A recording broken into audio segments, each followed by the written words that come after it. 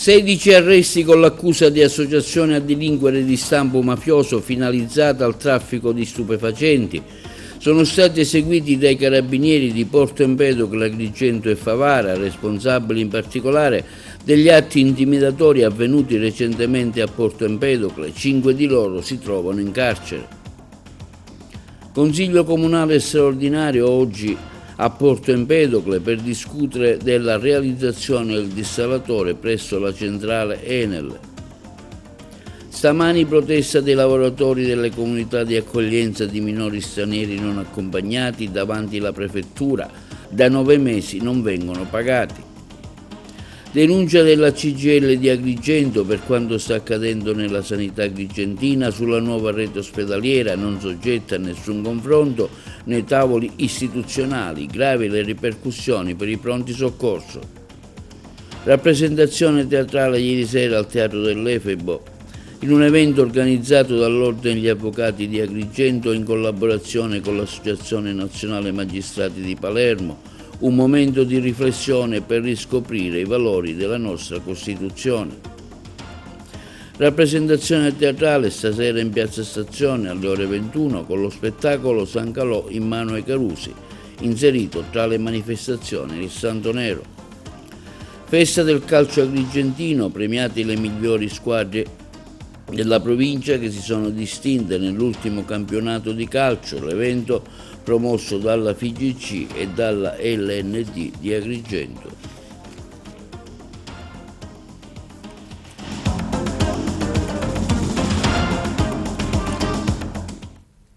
Buongiorno, benvenuti con un nuovo appuntamento di oggi, giovedì 10 luglio. 16 fermi per indiziati di delitto con l'accusa di associazione a delinquere finalizzata al traffico di sostanze stupefacenti, con l'aggravante di aver agito utilizzando il metodo mafioso, sono stati eseguiti dai carabinieri di Favara, Canicattì e Porto Empedocle e altri comuni agrigentini e San Cataldo in provincia di Palermo su ordine della DDA di Palermo. Dalle risultanze delle attività investigative i carabinieri ritengono dunque che i sodali siano stati responsabili in particolare dei diversi atti intimidatori avvenuti recentemente a Porto Empedocle. 5 degli indagati si trovano in carcere. Si tratta di James Burgio, 33 anni di Porto Empedocle, Pietro Capraro, 39 anni di Agrigento, Salvatore Carlino, 35 anni di San Cataldo, Gaetano Licata, 41 anni di Agrigento e Alessandro Calogero Trupia, di 36 anni di Agrigento. Vediamo il servizio. I carabinieri del comando provinciale di Agrigento hanno dato esecuzione a un provvedimento di fermo emesso dalla direzione distrettuale antimafia di Palermo, sottoponendo a fermo 13 indagati, 5 dei quali si trovano detenuti in carcere, gravemente indiziati a vario titolo di far parte di un'associazione a delinquere finalizzata al traffico di stupefacenti con l'aggravante di aver agito utilizzando il metodo mafioso per agevolare l'associazione mafiosa denominata Cosa Nostra. Il provvedimento trae origine dalle attività di indagini svolte dal nucleo investigativo del reparto operativo Carabinieri di Agrigento sin dal mese di dicembre 2024 a oggi, che costituiscono la naturale prosecuzione di quelle compendiate lo scorso 14 gennaio 2025 con l'esecuzione di un'ordinanza di misure cautelari nei confronti di 48 persone aventi come oggetto la ricostruzione dell'organigramma e delle attività criminali delle famiglie mafiose di Porto Empedocle, Agrigento e Villa Seta, con a capo rispettivamente Fabrizio Messina e Pietro Capraro.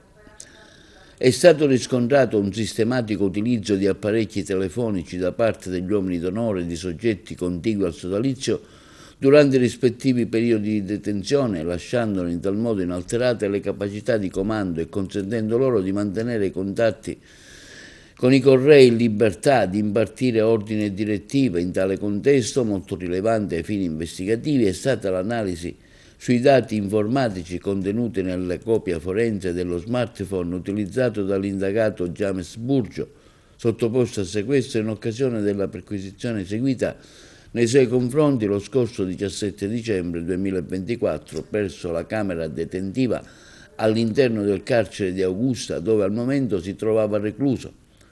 La disamina dei contenuti del citato dispositivo telefonico, unita agli esiti delle attività tecniche di videosorveglianza e intercettazione, ha consentito così di ricostruire la struttura di un'associazione criminale dedita al traffico di sostanze stupefacenti, tipo cocaina e hashish, al cui vertice vi è anzitutto proprio James Burgio, il quale, sfruttando appunto la sua capacità di mantenere con l'esterno elevate capacità comunicative, si è reso protagonista di una vera e propria essenziale ascesa criminale che gli ha consentito di porsi quale interlocutore in termini di sostanziale parità con altri esponenti di spicco di primo piano di Cosa Nostra Agrigentina, quali Pietro Caparo e Gaetano Licata, entrambi, come prima evidenziato, componenti della famiglia Agrigento-Villaseta, rispettivamente con il ruolo di capo e principale gregario di quest'ultimo, nonché promotori di un'associazione criminale anch'essa dedita al traffico di sostanze stupefacenti operanti nella provincia di Agrigento e in rapporti con esponenti di Cosa Nostra.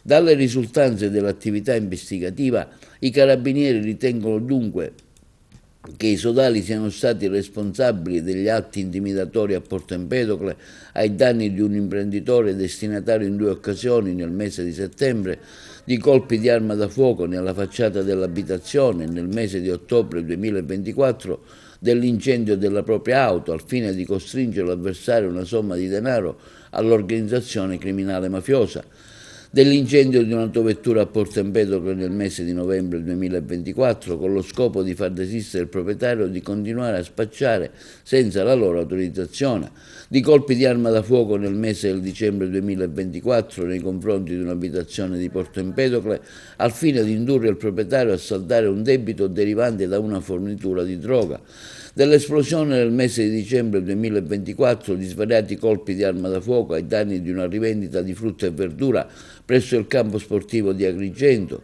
dell'incendio di un'autovettura a Porto Empedocle nel mese di ottobre 2024 a causa di diverbi con uno dei criminali, con il proprietario, dell'esplosione nel mese di dicembre 2024 di colpi di arma da fuoco a scopo intimidatorio ai danni di un'autovettura a Raffadali, dell'esplosione nel mese di dicembre 2024 di diversi colpi di arma da fuoco alla Saracinesca di un esercizio commerciale a Porto Empedocle.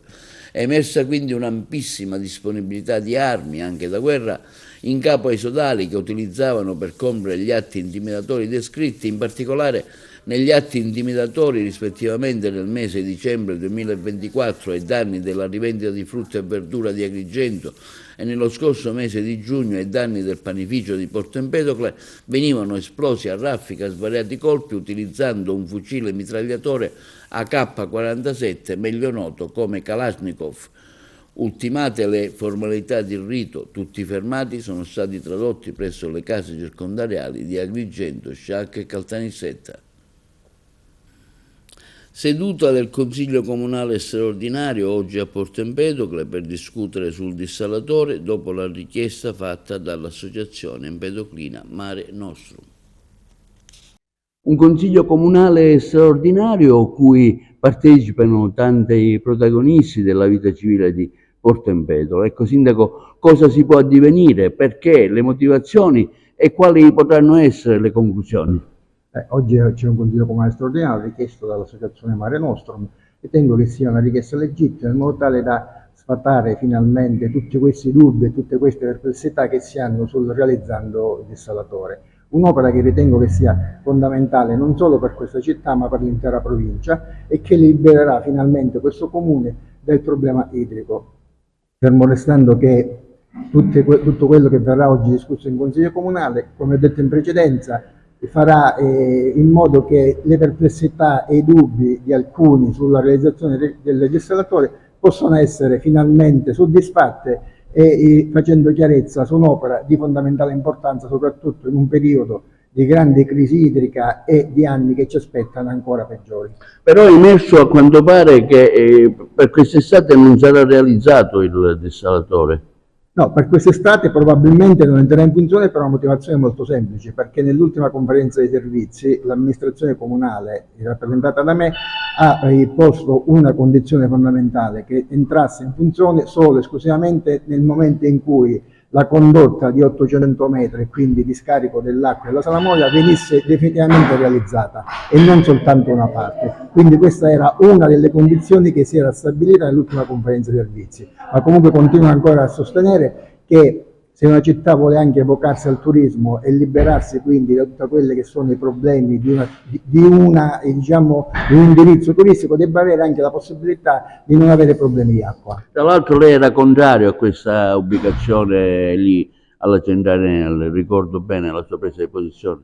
È chiaro che l'ubicazione lì nella centrale Enel rappresentava e rappresenta sicuramente un deficit per quella zona. È chiaro però che l'obiettivo finale è quello della realizzazione del dessalatore definitivo in area ex Iasi, che potrà avvenire solo esclusivamente tra 2 o 3 anni, ma sicuramente questa città e la provincia non ha il tempo di aspettare 2 o 3 anni per avere l'acqua.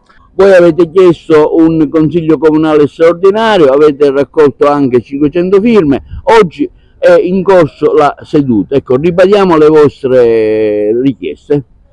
Le nostre richieste nascono innanzitutto da questi lavori che sono iniziati in maniera assolutamente improvvisa e non preventivata, almeno per quanto riguarda la cittadinanza che si è trovata nel traffico dall'oggi al domani.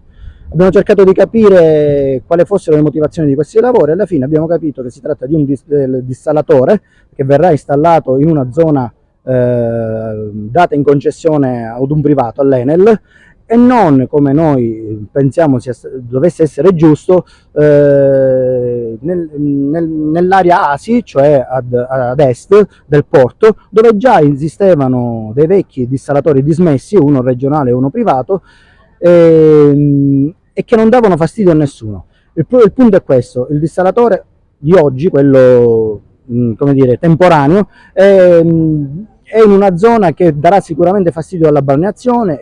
La Salamoia chiaramente sarà versata a circa 200 metri di distanza dalla battigia sul mare, sulla spiaggia del Commissario Montalbano, la spiaggia camilleriana, un sito anche naturalistico bellissimo, una delle spiagge più belle della Sicilia, vocata naturalmente al turismo, e invece ci ritroviamo con questo dissalatore che secondo noi, ribadisco, doveva essere fatto nella zona industriale ASI.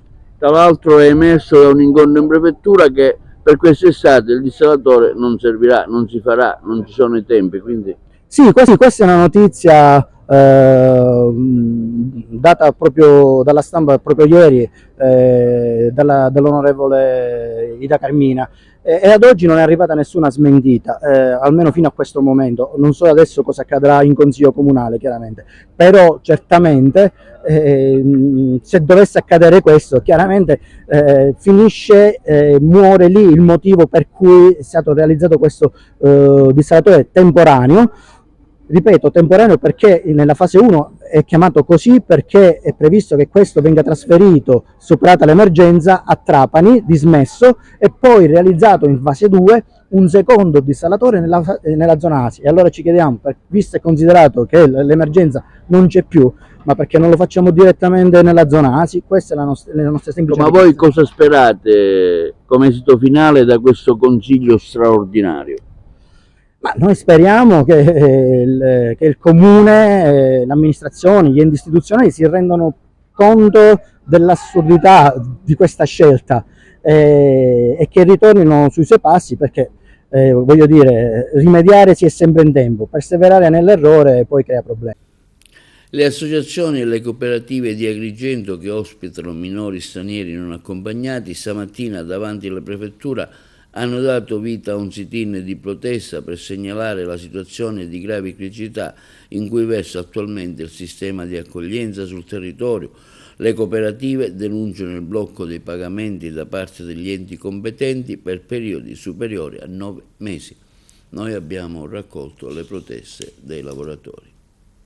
Una situazione sicuramente che sta continuando. Ricordiamo che qualche settimana fa eravamo qui proprio per le stesse ragioni, oggi vi trovate qua davanti alla prefettura con questo gesto dimostrativo di incatenarvi, perché ancora la prefettura non vi dà nessuna risposta e neanche una interlocuzione. No, no, assolutamente no, purtroppo sono sincera, è da 13 mesi che noi attendiamo dei fondi che nessuno ci dà, ci siamo indebitati con i prestiti, abbiamo anticipato noi cooperative, perché tra l'altro oltre danno la beffa, perché per loro rimborsarci tra virgolette vogliono tutta una serie di documentazioni, la rendicontazioni con allegati bonifici di pagamento, cioè loro non ci mandano i fondi, però noi dobbiamo già aver reso il servizio e pagando una serie di cose, dipendenti, fornitori, e quindi siamo dovuti ricorrere a prestiti bancari. L'assurdo da 13 mesi appunto che nessuno ci dice niente, nessuno. In pratica la normativa cosa dice? O giusto o sbagliata che sia, per carità, che i comuni dovrebbero pagarci per poi richiedere il contributo tramite la prefettura al ministero. Invece giustamente i comuni, diciamo giustamente, non si possono fare carico di queste somme, ma il problema è appunto questo, perché loro dovevano unirsi per cercare una soluzione, questi sindaci, anche far cambiare le normative, visto che secondo il mio parere è sbagliato che un sindaco si deve fare carico dell'accoglienza, per carità, sono consapevole di questo, però c'è stato molto ma molto menefreghismo e noi siamo esasperati. Ecco, la vostra forma di protesta fino a che punto arriverà?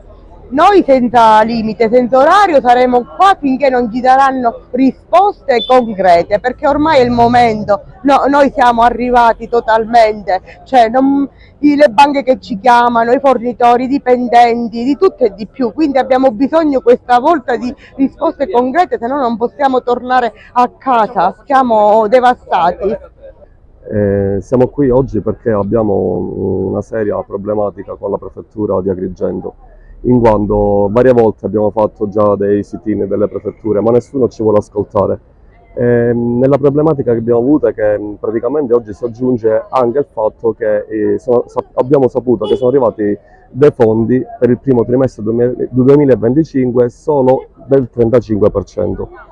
Quindi oltre che noi abbiamo già i maggiorenni che non ce li pagano, i minori che non li inseriscono più perché da Lampedusa direttamente li portano al nord Italia direttamente con l'aereo. E poi sì, abbiamo 10 mesi di arretrato che nessuno ci paga, praticamente siamo fermi con i pagamenti a settembre del 2024. Quindi la situazione è insostenibile, quindi ora siamo qui per essere ascoltati da qualcuno della prefettura e quindi trovare una soluzione, perché così non possiamo andare veramente più avanti, è intollerabile perché dobbiamo pagare stipendi, dobbiamo versare contributi allo Stato italiano, dobbiamo mantenere i minori e i neomaggiorenni e non ce la facciamo più. Sinceramente la situazione sta diventando insostenibile, in quanto i ragazzi, i maggiorenni, sono di gran lunga superiori come numero dei minorenni. Non abbiamo per niente il supporto delle istituzioni, siamo rimasti lasciati soli a noi stessi. Infatti sono mesi che non percepiamo gli stipendi, ma non per colpa dei nostri datori di lavoro, in quanto sono delle persone abbastanza disponibili, ma per colpa delle istituzioni. Ora siamo stanchi in quanto tutti abbiamo delle famiglie, tutti abbiamo dei figli e quindi stiamo lottando per il nostro futuro. Volevo puntualizzare anche il fatto che quelli che lavoriamo all'interno di queste associazioni cooperative siamo delle persone qualificate, laureate, anche laureate con più lauree. Ho voluto ribadire questa cosa in quanto le persone ci giudicano come lavoratori di serie B e noi non siamo lavoratori di serie B, siamo delle persone dignitose che ci alziamo la mattina e andiamo a lavorare per dare anche un futuro, un sostenimento ai nostri figli. E la CGIL di Agrigento, per mezzo del suo segretario provinciale Alfonso Buscemi, denuncia l'irresponsabilità della politica e della dirigenza sanitaria, esprimendo forte indignazione per quanto sta accadendo in queste ore sul fronte della sanità pubblica. Il servizio. La CGIL di Agrigento, per mezzo del suo segretario provinciale Alfonso Buscemi, esprime forte indignazione per quanto sta accadendo in queste ore sul fronte della sanità pubblica, Apprendiamo, afferma Buscemi, ancora una volta che a mezzo stampa, nel corso di dichiarazioni rilasciate in conferenza dai vari dirigenti regionali, dell'esistenza di una nuova proposta di rete ospedaliera per la provincia di Agrigento. Una proposta che non è stata mai oggetto di confronto nei vari tavoli istituzionali preposti né condivisa con i rappresentanti dei lavoratori e delle comunità. Siamo dispiaciuti, continua Buscemi, ma anche profondamente preoccupati che la politica e la dirigenza sanitaria continuino a ignorare la drammaticità della situazione. La sanità pubblica, così come abbiamo conosciuta fin dal 1978 in avanti, grazie alla legge 833 voluta da Tina Anselmi, non esiste più. È ormai evidente che si stia smantellando un modello universalistico di cura per lasciare spazio a una sanità sempre più privata e diseguale. Assistiamo in modo ormai grottesco al balletto sterile dei numeri, 2 posti letto in più, qui 2 in meno là, come se si stesse giocando con caselle su una mappa e non con bisogni reali delle persone, ma nessuno spiega come queste modifiche si integrano concretamente con i progetti finanziati dal PNRR. Dove sono le connessioni tra la rete ospedaliera e le case di comunità, gli ospedali di comunità, le centrali operative territoriali previste dal PNRR? Che senso ha ridefinire la geografia sanitaria senza chiarire come si intendono utilizzare le risorse straordinarie già previste? Chiediamo con forza come si intende potenziare la medicina territoriale, il ruolo dei medici di famiglia ormai ridotti all'osso, tanto da non riuscire più a garantire visite e assistenza ai cittadini. La mancanza di presidi territoriali ambulatoriali, continua il segretario provinciale della CGIL, sta congestionando i pronti soccorso, divenuti ormai l'unico baluardo per migliaia di persone che non trovano risposte altrove. È qui che si consuma il paradosso: operatori sanitari allo stremo, mal pagati rispetto al privato, che offre il doppio degli stipendi, vengono aggrediti da cittadini disperati. Chi protegge chi ogni giorno tiene in piedi con spirito di sacrificio e dedizione una struttura ormai al collasso.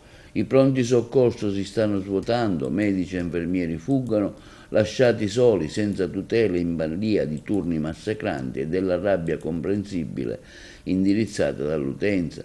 È ora che la politica a ogni livello si assuma la responsabilità di questo disastro e venga a confrontarsi seriamente ogni giorno con chi vive nei presidi ospedalieri di questa provincia. La CGIL, conclude il segretario generale Buscemi, non resterà a guardare e mette in campo ogni strumento utile per difendere il diritto alla salute dei cittadini e la dignità di chi lavora nel servizio sanitario pubblico.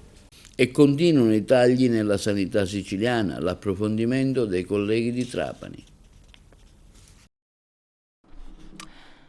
L'assessore regionale alla salute, Daniela Faraoni, visiterà tutte le ASP della Sicilia per presentare la nuova rete ospedaliera. Si tratta di incontri interni con i manager aziendali, nel caso di Trapani con la neocommissaria Sabrina Pulvirenti.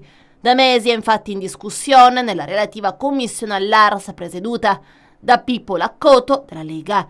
Gli occhi sono puntati sui posti letto, ma ci sono punti importanti che vanno affrontati ma anche risolti. Intanto si parte dall'emergenza-urgenza che in sofferenza da anni la rete ospedaliera andrà ad aggiornare quella del 2019. L'obiettivo è quello di migliorare la risposta in termini di efficacia agli utenti dei presidi ospedalieri, ma soprattutto di tamponare l'emorragia della mobilità passiva. Particolare attenzione verrà data alle cure oncologiche, quindi senza stressare ulteriormente il paziente, evitandogli di fare lunghi tragitti per sottoporsi a radiochemio. Intanto il 17 luglio prossimo si concluderanno le conferenze dei sindaci che hanno presentato le loro richieste. Fino al 23 luglio ci saranno interlocuzioni in Commissione Sanità. In totale, oggi, sono circa 18.000 in tutta la Sicilia posti letto, ne verranno tagliati 370, questo a fronte anche di una popolazione siciliana che è diminuita dal 2019. La normativa nazionale vincola il numero dei posti letto all'aumento o alla diminuzione degli abitanti della regione, una contrazione sanitaria che pare avrà ad oggetto la parte meridionale della Sicilia. Di contro si cercherà di potenziare i piccoli ospedali. Dopo le varie tappe e interlocuzioni con sindaci e dirigenti delle ASP, la nuova rete ospedaliera dovrà essere approvata dalla Giunta Schifani. L'ospedalità privata ha incontrato Daniela Faraoni, esponendo i contenuti della piattaforma contrattuale relativa al budget 2025. Sono previsti incentivi per le strutture che riescono a intercettare la mobilità extraregionale. Su queste ipotesi innovative volta alla responsabile tutela della salute dei cittadini è stata condivisa l'intesa prevista dalla normativa regionale vigente. Verrà assicurata la continuità assistenziale a supporto della sanità pubblica, in particolare nei mesi di agosto e dicembre. Per il governatore Renato Schifani, la sinergia pubblico-privato si conferma ancora una volta il miglior modo per garantire una sanità efficiente e capace di rispondere alle giuste esigenze di salute dei cittadini, premiando al contempo le strutture in grado di attrarre mobilità da fuori regione. L'intesa raggiunta rappresenta dunque, conclude Schifani, un segnale positivo per tutto il sistema sanitario siciliano. E si svolgerà stasera in Piazza Stazione ad Agrigento alle ore 21 la rappresentazione teatrale San Calò in mano ai Carusi, previsti diversi interventi artistici e musicali. Il coordinamento artistico è stata curata da Caterina Montalbano. Le interviste. Ritorna San Calò in mano ai Carusi in una veste riveduta e corretta, sarà in piazza. Caterina Montalbano: è stato apprezzatissimo l'anno scorso, lo sarà sicuramente anche quest'anno. Noi lo speriamo ovviamente, l'anno scorso è stato un successo quasi inaspettato perché è stato un esperimento che ha visto coinvolti numerosi artisti che peraltro non avevano mai provato insieme, quindi così come sarà domani sera, c'è una serata in cui ci si ritrova uniti da questo tema comune che è San Calogero, l'amore per San Calogero e il celebrarlo in tutti i modi possibili, ognuno a suo modo, chi con la musica, chi con la poesia, chi con la prosa, chi con l'arte, il disegno, chi semplicemente con una presenza, e speriamo che anche domani sera la gente possa ricordarsi di questo evento e emozionarsi, divertirsi e commuoversi come è successo l'anno scorso. Appuntamento dunque? Domani sera, giovedì 10 luglio alle ore 21 in Piazza Marconi, alias Piazza Stazione, dove la bella notizia è che ci saranno le sedie, almeno così ci hanno comunicato, e quindi il pubblico potrà godersi serenamente una serata in cui si ripercorrerà la nostra cultura, la nostra tradizione e anche un po' la nostra fede. Parteciperò insieme a tantissimi altri importanti artisti agrigentini allo spettacolo San Calò, mano ai Carusi, a cura del nuovo piccolo teatro Città di Agrigento. Amici carissimi, giovedì 10 luglio alle ore 21 in Piazza Stazione vi aspetto per una bellissima serata dedicata al nostro caro San Calò, il santo nero dell'accoglienza.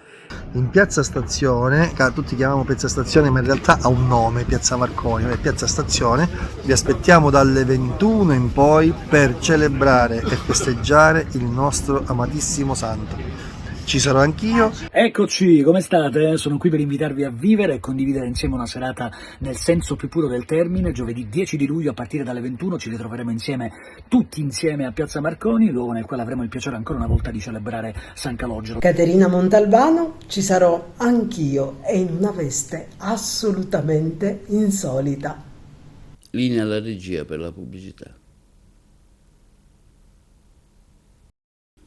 Il Consiglio dell'Ordine degli Avvocati di Agrigento e l'Associazione Nazionale Magistrati di Palermo hanno voluto condividere ieri sera un momento di riflessione aperto alla comunità agrigentina con la rappresentazione teatrale Tutta colpa di Solone, che si è svolto al Teatro dell'Efebo del Libero Consorzio, un viaggio tra sogno e impegno sociale per riscoprire i valori della nostra Costituzione in un momento in cui la democrazia vacilla. Noi eravamo sul posto.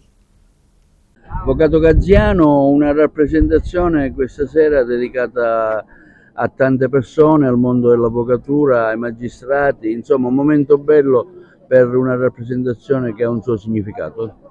Si rinnova anche in quest'estate del 2025 una tradizione ormai consolidata da anni tra il Consiglio dell'Ordine degli Avvocati di Agrigento e l'Associazione Nazionale Magistrati, sia come nel caso di questa sera, sia la sezione distrettuale di Palermo, ma anche con la sezione agrigentina, ovvero quello di rivolgere un messaggio e unirci ad un momento di condivisione e di riflessione su tematiche legate al nostro mondo, a quello del diritto, della legalità, della giustizia, aperto alla generalità dei consociati, cioè alla cittadinanza agrigentina. Attraverso la rappresentazione tutta colpa di Solone abbiamo proprio la volontà di riflettere e condividere con i concittadini agrigentini sui valori della nostra Costituzione, in un momento storico in cui la democrazia e lo Stato di diritto in più parti del mondo sono messe in discussione e vacillano. Allora, avvocati e magistrati vogliono, in condivisione con i cittadini tutti, ricordare prima a noi stessi e poi a tutti quanti quanto i valori e i principi costituzionali siano da tenere ben saldi nel nostro operato quotidiano, ma in quello dei cittadini tutti. Il Giardino dell'Efebo oggi con una rappresentazione teatrale dedicata all'Ordine degli Avvocati e dei Magistrati, ma anche aperta al pubblico, segno di un teatro che vive anche questi momenti. Sì, abbiamo fatto questa manifestazione in collaborazione con l'Ordine degli Avvocati, dell'Associazione Nazionale Magistrati. Il Giardino Botanico è un posto meraviglioso, quindi noi cerchiamo di utilizzarlo per tutti gli eventi, ma principalmente per eventi di un certo livello. Quindi essere vicino alle istituzioni come l'Associazione Nazionale dei Magistrati e oltre agli avvocati significa essere vicino alla trasparenza e alla legalità, e quindi noi siamo contenti e soddisfatti di aver fatto questa manifestazione in collaborazione con loro. Tutta colpa di Solone, drammaturgia contemporanea, e niente più contemporaneo di un testo che parla, partendo dalla nostra Costituzione, su come in questi 2500 anni la democrazia abbia subito a volte degli attentati, a volte delle mutazioni. È teatro chiaramente politico, grazie alla lungimiranza di una produzione del piccolo che ritorna nella sua migliore tradizione, quella di proporre il teatro contemporaneo, grazie anche alla penna di Andrea Cirino e alla mia, che siamo riusciti a mettere su un testo con attori bravissimi. Qua c'è Paolo Di Noto, che è il nostro protagonista, che incarnano in una Agrigento mai nominata durante il corso dello spettacolo, ma in un Agrigento che ragiona delle sue innegabili bellezze, ma delle sue anche innegabili contraddizioni.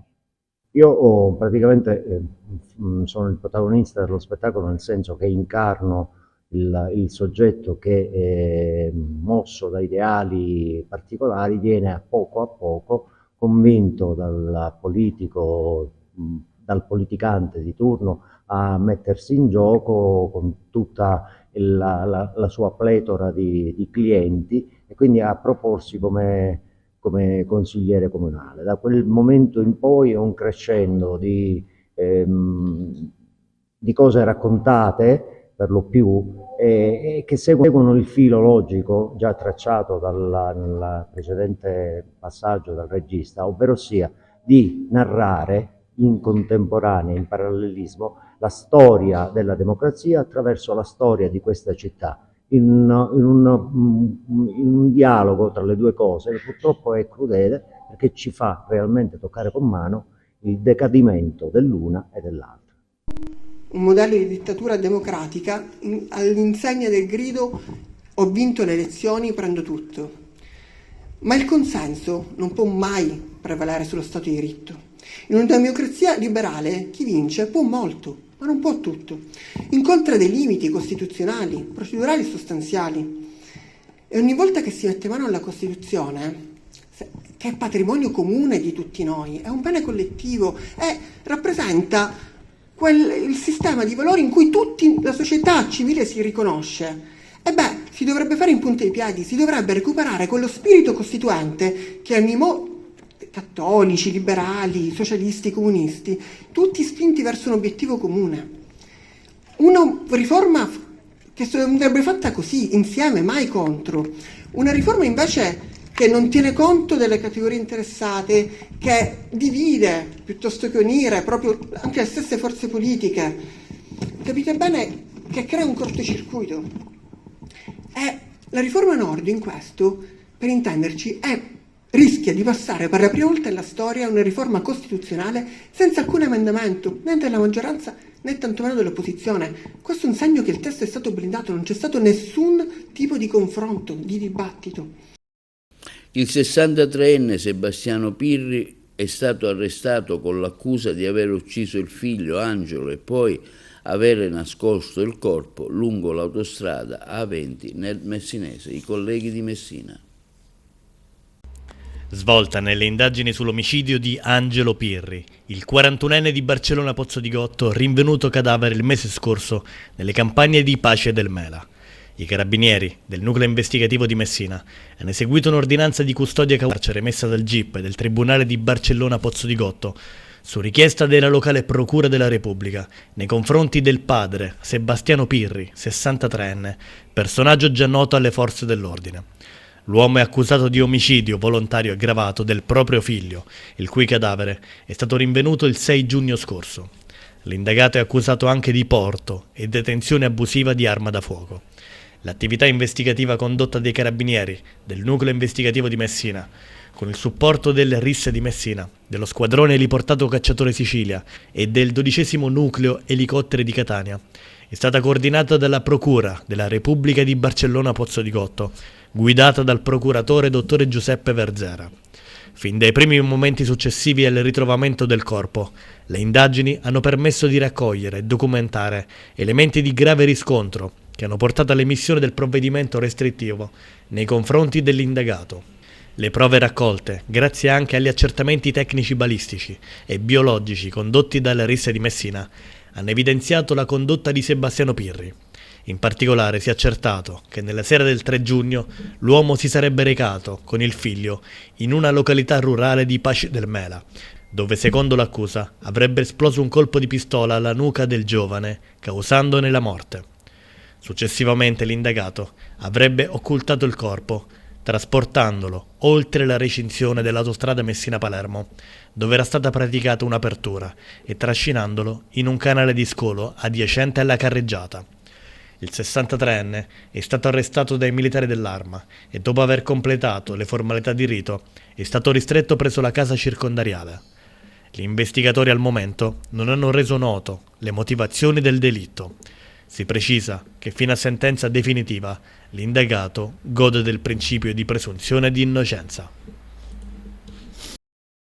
Il procuratore capo Giuseppe Pignatone è stato sentito dai magistrati di Caltanissetta che lo hanno scritto nel registro degli indagati per favoreggiamento a Cosa Nostra relativa all'archiviazione delle indagini mafia e appalti. L'ex procuratore di Roma ed ex presidente del Tribunale Vaticano Giuseppe Pignatone è stato sentito nelle scorse ore dai PM della Procura di Caltanissetta che l'hanno iscritto nel registro degli indagati mesi fa con l'accusa di favoreggiamento alla mafia.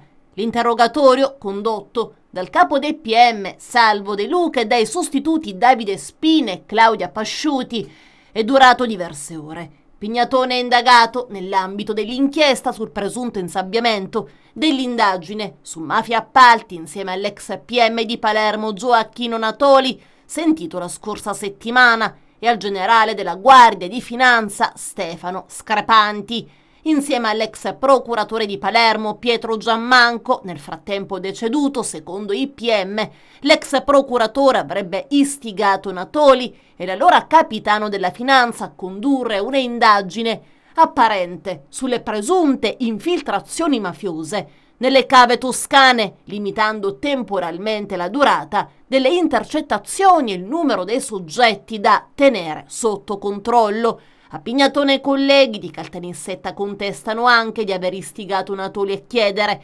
l'archiviazione del procedimento sulle cave senza curarsi di effettuare ulteriori indagini con particolare riguardo alle intercettazioni telefoniche. L'inquinamento dell'indagine e la successiva archiviazione sarebbe stata finalizzata, secondo l'accusa, ad aiutare imprenditori mafiosi come Antonino Buscemi e Francesco Bonura ad eludere gli accertamenti degli investigatori. Infine, per occultare ogni traccia del rilevante esito delle intercettazioni telefoniche, scrivono i PM nell'invito a comparire notificato a Pignatone, che mesi fa si era avvalso della facoltà di non rispondere, istigava Anatoli a disporre la smagnetizzazione delle bobine e la distruzione dei brogliacci con le intercettazioni. Dell'indagine è emerso però che le bobine e i brogliacci non sono stati mai distrutti, tanto che sono stati rinvenuti, e che l'ordine di distruzione comunque all'epoca era una prassi in caso di accertamenti ritenuti rilevanti. L'archiviazione del dossier Mafia Appalti, già oggetto di indagine conclusa in un nulla di fatto e tornata così di attualità a Caltanissetta, i magistrati stanno cercando di accertare se, come ritengono i familiari del giudice Paolo Borsellino, il procedimento sulle infiltrazioni di Cosa Nostra nei grandi lavori pubblici possa essere stato il movente della strage di Via D'Amelio. Borsellino, secondo questa ricostruzione, sarebbe stato ucciso proprio perché non approfondisse l'inchiesta. E passiamo ora allo sport. Si è svolta la festa del calcio agrigentino, giunto alla sua terza edizione, dove sono state premiate le società vincenti dei campionati della stagione appena terminata. L'evento è stato organizzato dalla FIGC LND di Agrigento. Ha seguito per noi la manifestazione Carmelo Lentini. Si è tenuto lo scorso mercoledì 9 luglio alle ore 18 presso l'Hotel dei Pini di Porto Empedocle la riuscitissima terza edizione della festa provinciale del calcio agrigentino. Un appuntamento di fine stagione durante il quale sono state premiate con riconoscimenti, coppe e targhe le società vincenti i campionati organizzati dalla delegazione provinciale FIGC LND di Agrigento per la stagione sportiva 2024-2025. Presenti il presidente onorario della LND Sicilia Santino Lopresti, il consigliere regionale Luigi Gentile, il revisore dei conti sempre della LND regionale Tony Saieva e chiaramente il coordinatore regionale SGS Stefano Valenti e il presidente di Agrigento Angelo Gramanno e tutta la delegazione provinciale. Speciali riconoscimenti alla carriera per l'ex calciatore Gaetano Longo per la sua lunga attività di tecnico, attualmente impegnato a seguire costantemente i giovani che intraprendono il percorso calcistico, e per il Salvatore Fucà, che esaurito il suo terzo mandato di giudice sportivo nei ranghi federali e provinciali, lascia dopo 13 anni di attività. Ed ora le interviste ai protagonisti. Devo ringraziare veramente tutte le società che hanno partecipato con entusiasmo a questa terza festa provinciale del calcio agrigentino. Oggi abbiamo premiato le squadre che hanno vinto i campionati, i tornei che noi organizziamo ogni anno, tutte le attività che facciamo ogni anno. Abbiamo riconosciuto pure le società che hanno partecipato all'attività di base, quindi diciamo che a 360 gradi abbiamo premiato tutte le società che hanno vinto qualcosa. Un premio molto speciale a cui io tengo tantissimo è chi ha vinto la classifica disciplina, perché per me chi vince la classifica disciplina è una società modello che ha un comportamento corretto, ed è quello che noi cerchiamo sempre di inculcare a tutte le società quando si iscrivono nella nostra federazione, un comportamento corretto per evitare i fatti di violenza che fortunatamente nella nostra delegazione e in Sicilia in particolar modo col lavoro fatto dal Presidente Morgana come comitato regionale, avendo creato i nuclei contro la violenza per un calcio migliore, diciamo questo ha avuto un effetto molto importante e i casi di violenza sono ridotti al minimo, però anche almeno un caso di violenza per noi rappresenta un problema, quindi dobbiamo lavorare sempre in tal senso. Diciamo che abbiamo pure dato la possibilità, abbiamo riconosciuto il lavoro fatto da Toto Fucà, un nostro giudice sportivo che dopo 3 mandati non può più essere rieletto, rinominato, e quindi lo abbiamo salutato con una targa al merito per quello che ha fatto per la nostra delegazione, e un premio, una targa alla carriera pure per Gaetano Longo, che è stato un mister diciamo che ha dato tanto al nostro calcio diciamo, provinciale nostrano, e quindi abbiamo voluto dare un riconoscimento pure al mister Longo per quello che ha fatto in questi anni nella nostra terra agrigentina. Diciamo che siamo soddisfatti, ora stiamo preparando l'attività per il prossimo anno, cercando sempre di costruire dei campionati validi di quantità ma soprattutto di qualità. Quello abbiamo fatto negli ultimi anni. Abbiamo pure riproposto la nona edizione dell'almanacco del calcio agrigentino, un almanacco molto apprezzato dalle società, dove andiamo a riportare su carta tutto quello che si è fatto durante l'annata sportiva, la stagione sportiva, e penso che questo almanacco possa essere un elemento che possa creare emozione per coloro che fanno attività tutto l'anno con sacrificio, e quindi essere riconosciuti, essere diciamo immortalati in questo almanacco negli anni sarà sicuramente uno strumento che sarà utilizzato in futuro e darà soddisfazione a tutti. Ecco, nei saluti finali il Presidente Lopresti ha preannunciato che presto la sede della FIGC d'Agrigento cambierà indirizzo. Sì, il Presidente Lopresti nel discorso finale ha detto che la volontà del Comitato regionale Sicilia col Presidente Morgana e il Presidente Lopresti è quella di patrimonializzare al massimo diciamo, la Sicilia con le varie sedi. Dopo quella regionale di Ficarazzi, una sede sicuramente invidiata da tutti, una delle più belle sedi che c'è in Italia.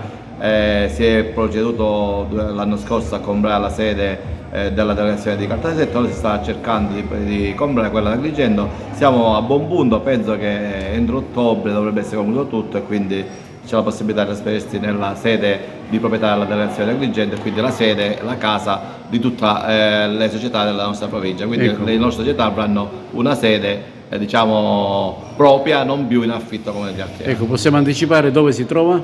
Sì, nella zona industriale, come ha detto il Presidente Lopresti, nella zona industriale. Quindi diciamo anche come luogo è un luogo raggiungibile da tutti, centrale, ci sono ampi posteggi, quindi la possibilità di, quando facciamo riunione, il posteggio si trova facilmente. Diciamo che è abbastanza agevole per tutte le società che ci verranno a trovare durante il percorso sportivo. Diciamo che oggi è una festa provinciale, come hai detto tu andiamo a premiare le società che hanno vinto vari campionati, e chiaramente non poteva in questa occasione non dare anche dei premi a delle società del settore giovanile che si sono contraddistinti in questa stagione sportiva, e qui a Agrigento ne abbiamo diverse. Per quanto riguarda il panorama siciliano devo dire che è stato un anno bello, è stato un anno pesante, però sicuramente è stato un anno pieno di soddisfazione. Siamo riusciti a portare avanti tutte le nostre attività grazie a più di 100 collaboratori del settore giovanile scolastico che abbiamo a livello periferico e a livello regionale. Siamo riusciti a coinvolgere nelle nostre attività tantissimi bambini e bambine nelle varie aree, perché noi ci occupiamo sia dell'attività scolastica, sia delle varie attività delle scuole di calcio, sia del calcio femminile, sia del futsal, sia dei progetti sociali molto importanti come il calcio integrato, il progetto nelle carceri, quest'anno per la prima volta fatto nelle carceri di Catania e a Palermo, e chiaramente il progetto Rete che si porta avanti le tematiche dei ragazzi extracomunitari, senza dimenticare il nostro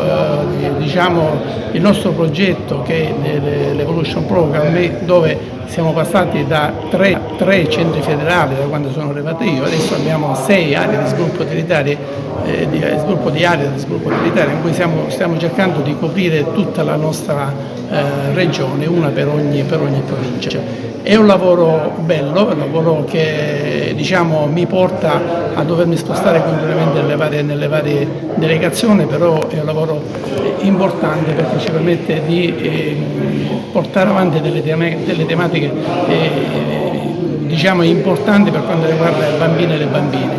Noi lavoriamo praticamente con la generazione del futuro, quindi abbiamo questo grande compito, ma bello compito, bellissimo, quello di formare questi ragazzi, istruirli non solo dal punto di vista calcistico, ma soprattutto portare avanti dal punto di vista del rispetto delle regole, dal punto di vista del comportamento, del rispettare gli altri, l'arbitro, i compagni eccetera.